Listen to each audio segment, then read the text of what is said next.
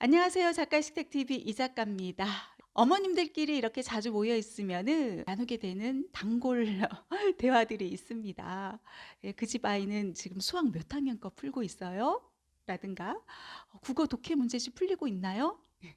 영어 이제 슬슬 문법 공부해야 될 때 되지 않았나요? 하면서 여러 이제 질문을 나누실 텐데요. 이렇게 보통 선행학습에 관심들이 많습니다. 그런데요, 초등 시기에는요, 선행보다 더 중요한 게 있습니다. 무엇일까요? 전에 제가 결혼하고 아이를 낳고 아직 초등맘은 아니던 시절 있잖아요. 그런데 아들을 초등 시기 겪고 중학교 시절 겪고 이제 대학까지 보낸 이 선배맘이 해주셨던 이야기가 있어요. 그 당시 같은 경우는 저는 초등 시기에 너무 공부 열심히 시키는 거 아니에요? 보면 뭐 학원 보내고 학습지 풀리고 꼭 그렇게까지 해야 할 이유 있나요? 라고 저는 예, 그런 식으로 질문을 했더니 선배님께서 모르는 소리 하지 마. 내가 초등 시기에 가장 후회가 되는 게 무엇인지 알아? 우리 아들에게 가장 미안한 게 무엇인지 알아? 해서 말씀을 해주시더라고요. 초등 시기에 엄마가 조금만 더 관심을 기울이고 공부하는 습관을 잘 잡아줬더라면, 그랬더라면 우리 아들 더 좋은 대학교 가고 했을 텐데, 그게 정말 후회가 돼 하면서 그런 말씀을 해주시더라고요. 선배맘 역시 중등 시기부터 열심히 하면 돼라는 그런 마음으로 초등 시기는 마음껏 이제 뛰어놀게 했대요. 그러다 보니까 이게 중등 올라왔죠. 이때부터 굉장히 힘들어지더라는 얘기입니다. 초등 시기에는 아이들 챙겨야 될 것도 많고 너무 힘들어. 빨리 아이들 이제 중학교 올라갔으면 좋겠다. 스스로 알아서 척척척척 할 수 있는 그 시기가 왔으면 좋겠다. 그런 마음 드시잖아요. 그런데 중등 부모님 말씀 들어보면은 초등 때가 제일 좋아. 중등 돼봐. 사춘기에 중이병 정말 난리가 아니야 하면서 굉장히 이제 토로하시는 중등맘들, 선배님들 예, 이야기 들을 수 있는데요. 네, 바로 그겁니다. 초등 시기는 그래도 엄마 말이 통하는 시기예요. 엄마랑 같이 이제 이야기하면서 열심히 공부해야 돼. 오늘 우리 수학 공부 한번 해볼까 하면은 잘 따라와요. 영어 학원 가야 되는데 이 영어 학원이 괜찮대. 한번 가보자 하면 엄마 말 믿고 따라와 주는 시기가 바로 초등 시기라는 거예요. 그런데 중등 시기 오면은 어떻게 될까요? 중등 시기는요, 자기 가치관이 형성되는 시기, 자기 주장이 아주 강한 시기죠. 자아 의식이 좀 형성되는 시기라고 할 수 있는데요. 그래서 이제 자기 세계에 갇혀 지내면서 받아들이지 못했을 때, 그때 이제 사춘기, 우리 집 아이 이제 중이병이야라고 이제 이야기를 하시는데요. 그래서 초등 시기가 굉장히 중요하다는 거예요. 고정된 어떤 사고, 고정된 어떤 자기만의 세계에 갇혀 지내지 않도록 하기 위해서는요, 초등 시기에 좀 더 사고력을 확장시켜 나갈 수 있도록 도와줘야 하는 그런 시기라는 이야기입니다. 초등 시기의 경험이 바로 우리 아이의 그 사춘기를 좌우하게 된다는 얘기죠. EBS 육아 프라임 영상에서 봤던 것 중에 이제 기억에 남는 게 서울대 의대 소아정신과 교수님께서 나오셔서 그런 말씀을 해 주시더라고요. 언어 학습이 발달하게 된 아주 결정적 시기가 바로 6살부터 10세까지 이 시기라고 합니다. 바로 우리 아이의 뇌에서 사고력을 담당하는 전두엽의 특정 부위가 아주 폭발적으로 성장하게 되는 그런 시기라는 얘기입니다. 그런데 바로 이제 12에서 18세 우리 사춘기 시기죠. 이 시기의 경우는 어떤 때냐 하면은 전두엽에 있어서 가장 왕성하게 발달해 나가는 시기인데, 그런데 여기서 중요한 게 있습니다. 바로 살려두느냐, 살려두지 않느냐를 결정하게 되는 시기라는 거예요. 이게 무슨 말이냐 하면은요, 우리 뇌에 정말 다양한 조직들이 자리에 있잖아요. 우리 태어나면서부터. 그런데 만약 이제 7세부터 12세경 이제 학령기 시기에 있잖아요.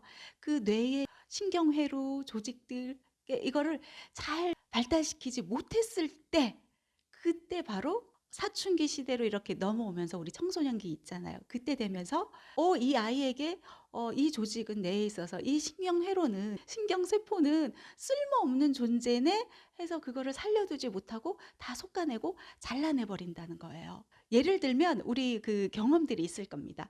스마트폰 이렇게 사서 보면은 요즘 이제 기능들이 정말 다양하잖아요. 그래서 여러 앱들이 이렇게 설치가 되어 있단 말이에요. 처음에 샀을 때 앱들이 정말 다양한 앱들이 설치되어 있는데 이 많은 앱들을 다 사용을 하느냐? 그렇지가 않죠. 본인에게 이제 쓸모 있는 것들만 주로 사용을 해요. 그리고 어떤 앱 같은 경우는 잘 사용을 하지 않는 앱들이 있죠.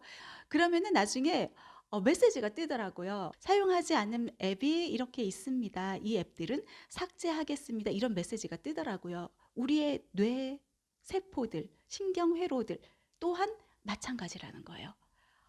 초등 시기에 잘 이렇게 발달하고 성장시켜 왔다면은 이게 청소년기까지 쭉쭉 이어질 텐데 그렇지 못했다. 초등 시기에 별 사용을 하지 않았다 하면은 우리의 뇌에서 별 의미 없는 것으로 받아들이고 그리고 하나하나 솎아내고 잘라내고 그렇게 살려두지 못한다는 것입니다. 그러니까 초등 시기가 중요하다는 거예요. 초등 시기에 다양한 경험을 통해서 좀 사고해 나갈 수 있도록 도와주고 이런 어떤 다양한 경험들, 사고력 확장이 결국 우리 중등 시기의 그 청소년기를 결정짓게 된다는 거예요. 초등 시기에 우리가 갖게 되는 어떤 다양한 경험들 있잖아요. 그 경험들을 토대로 우리의 어떤 가치관이 형성되고 있고 사고력을 키울 수 있고 그리고 이제 사춘기 시기 오잖아요. 예, 사춘기 시기, 변화의 시기, 혼란의 시기라고 하잖아요.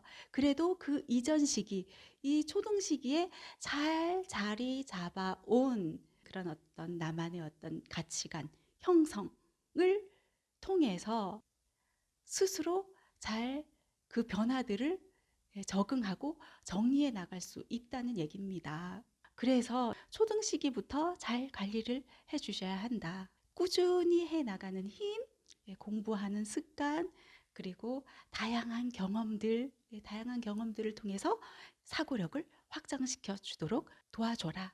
이 말씀 드리고 싶습니다. 초등 시기에 꾸준히 해 나가는 어떤 공부 습관도 그렇고 이게 좀 루틴화 되도록 도와주고요.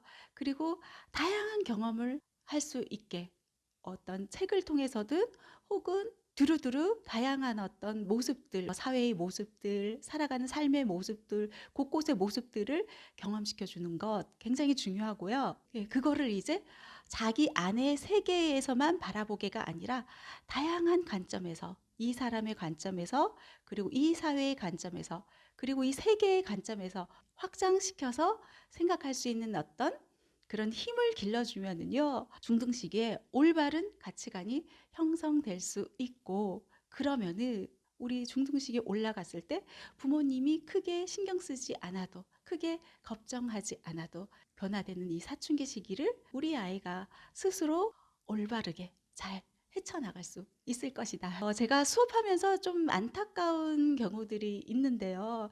이제 중등 친구들 그리고 이제 초등 친구들 이렇게 같이 수업을 이렇게 해 나가다 보면은 중등 때 막 시작한 친구들 있잖아요. 이제 중등 시기에 자아 의식이 형성되고 자리 잡히는 그런 시기이단 말이에요. 그래서 여러 이야기를 해 줘도 이게 고정된 틀 안에 갇혀 지내게 되는 경우들이 많아요. 그에 비해서 이제 초등 시기 같은 경우는 받아들임이 아주 빠르죠. 요렇게도 생각해 보고 저렇게도 생각해 보고 그러면서 이제 하나하나 적응해 가면서 정리해 가면서 이제 글을 써 나가고 발표를 해 나가고 이런 모습들을 이제 중등 친구가 옆에서 이제 이렇게 바라보잖아요. 그러면은 이때부터 이제 중등 친구들이 소심해지면서 '초등 친구들 저렇게 잘하는데 나는 왜 안 될까?'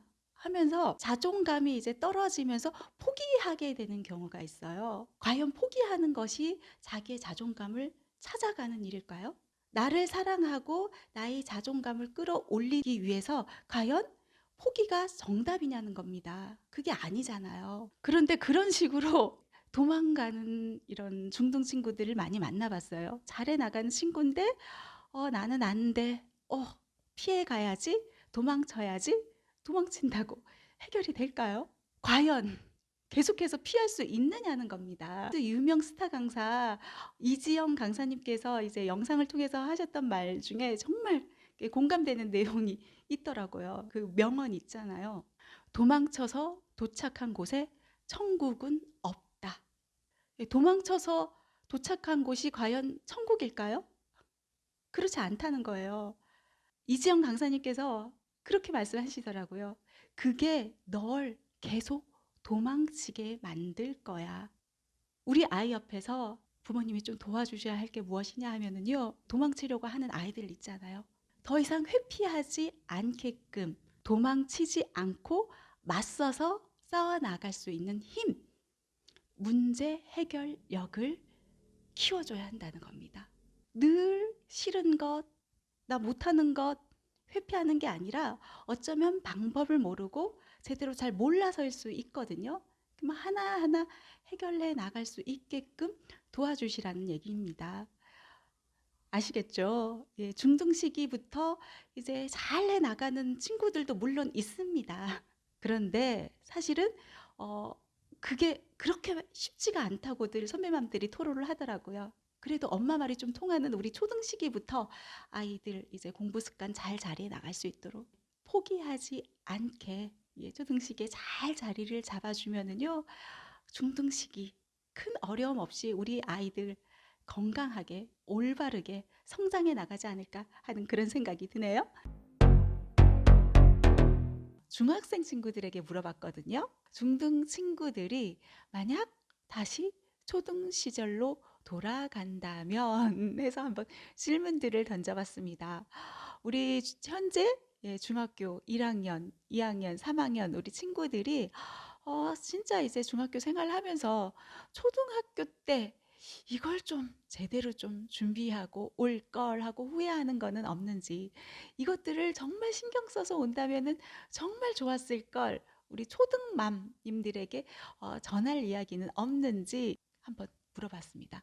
중등생 친구들이 말하는 초등 시절로 돌아간다면 이것만큼은 준비해서 가는 게 좋다, 편하다. 과연 어떤 것을 꼽았을까요? 여러분 궁금하시죠? 그것은 바로 글쓰기였습니다.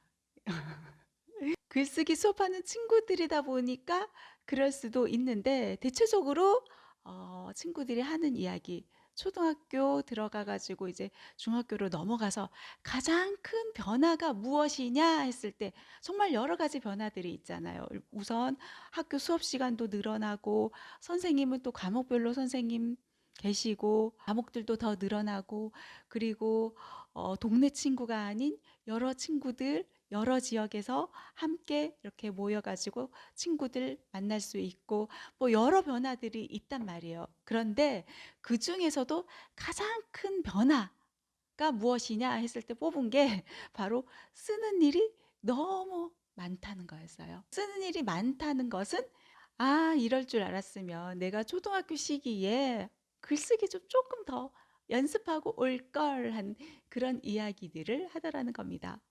예, 중학교 시기, 예, 달라지는 것 중에 하나가 바로 이제 수행 평가라는 걸 이제 맞닥뜨리게 되죠. 물론 수행 평가라는 게 초등 시기에도 있지만 중학교 시기와는 정말 차원이 다르죠.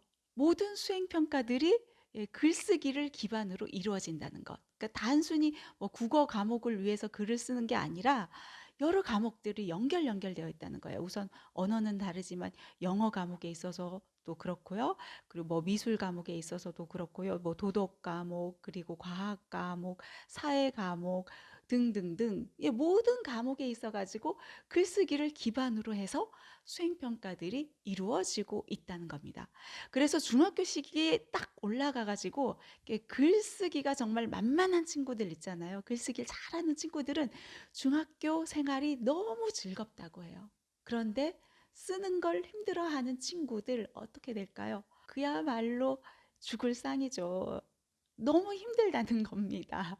왜냐? 그도 그럴 것이 초등 시기에 우리 학교의 모습이라든가 우리 생활의 모습에 있어 가지고 글 쓰는 일이 그리 많지 않다는 거예요.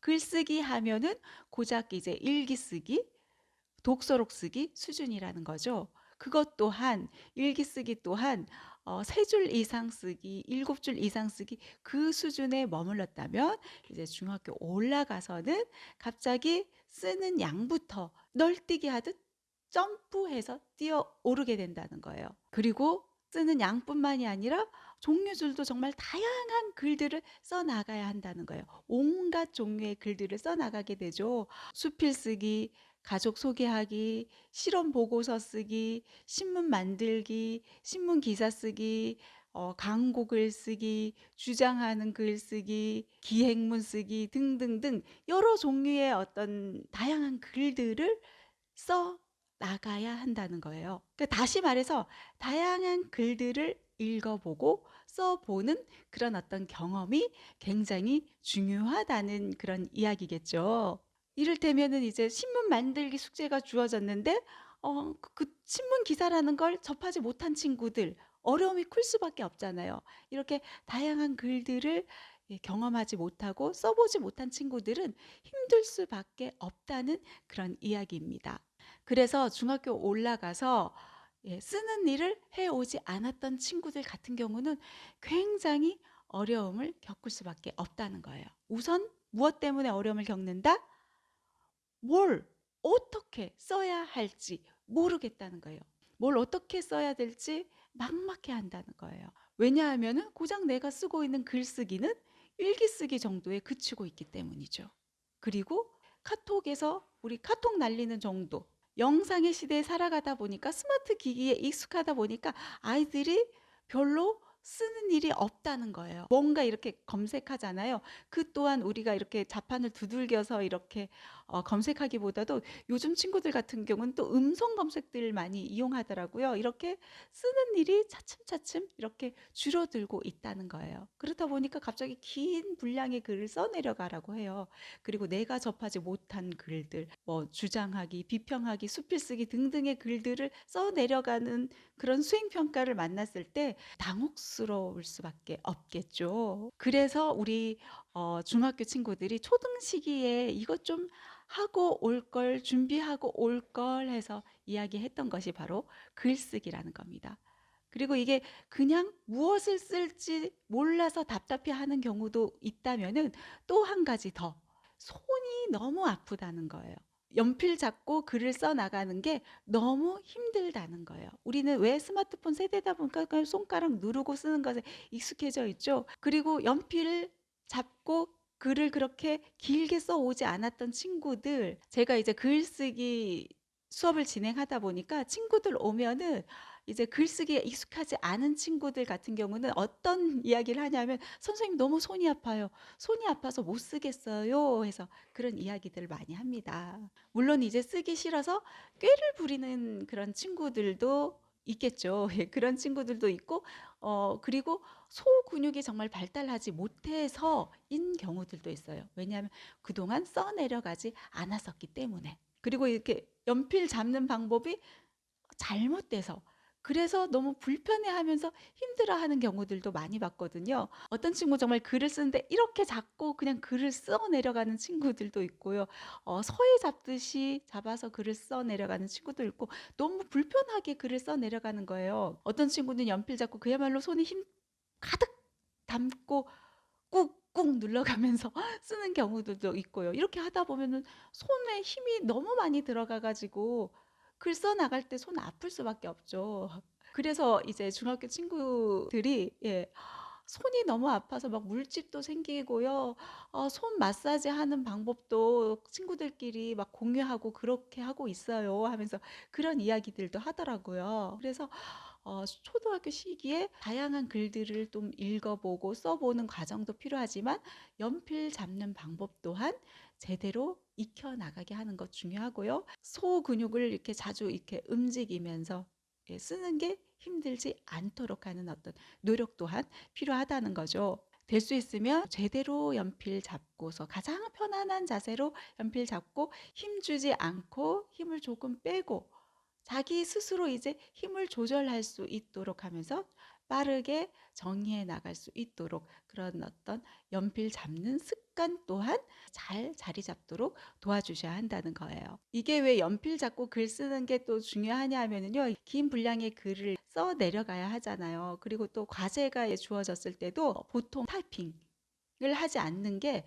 컨트롤 C, 컨트롤 V 이렇게 복사하기, 붙이기 하면서 이렇게 인터넷에서 좀 베끼고 제출한다고 여길까 봐 정성껏 이제 연필로 쓰는 경우들이 있고 선생님 따라 다르겠지만 될 수 있으면 이제 연필로 써서 제출하게 하는 경우가 있다는 거죠. 이렇게 손이 아프지 않게 쓰는 일이 많다 보니까 이렇게 손 힘도 길러야 되겠고 또 다양한 글들도 또 접하고 경험하고 써 나갈 수 있어야 되겠고 그런 어떤 연습 과정이 필요하다는 거예요.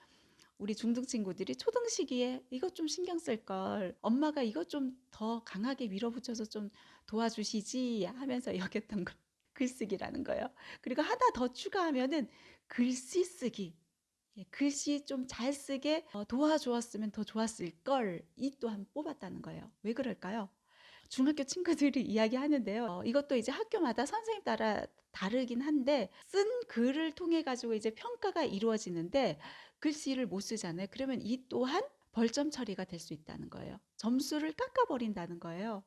이제 보통 이제 남학생들이 이제 글씨가 좀 엉망인 친구들인 경우가 많잖아요. 그런데 남학교 친구들에게도 물어봤고 여학교 친구들에게도 물어봤는데 점수를 깎는 학교들이 있다는 거예요. 글씨 또한 성적에 영향을 미칠 수가 있다는 것입니다. 그리고 우리 중등 친구들이 초등 시기에 이것 좀 미리 해둘 걸 해서 꼽았던 게 역사책 읽기 있잖아요. 중학교 올라가면 한국사부터 시작해서 세계사까지 배우는데 그게 너무 어렵게 다가온다는 거예요. 역사 관련된 책들 있잖아요.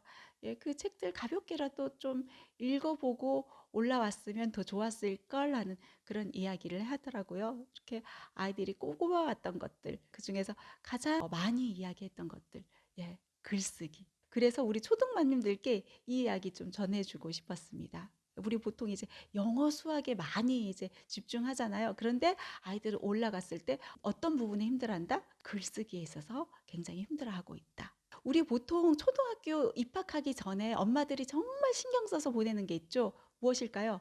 한글 떼기입니다. 아이들이 학교 생활 잘해 나갈 수 있도록, 아이들 학교 공부해 나가는데 어려움 겪지 않도록 하기 위해서 한글 떼기만큼은 정말 열심히 해가지고 입학시키죠. 초등학교 입학시키죠. 이것처럼 중학교 친구들도 글쓰기를 초등학교 때 제대로 잘 해 나가서 중학교에 입학하는 거, 그게 정말 중요하다는 거예요. 모든 수행평가가 글쓰기를 기반으로 해서 이루어지고 있다. 아시겠죠?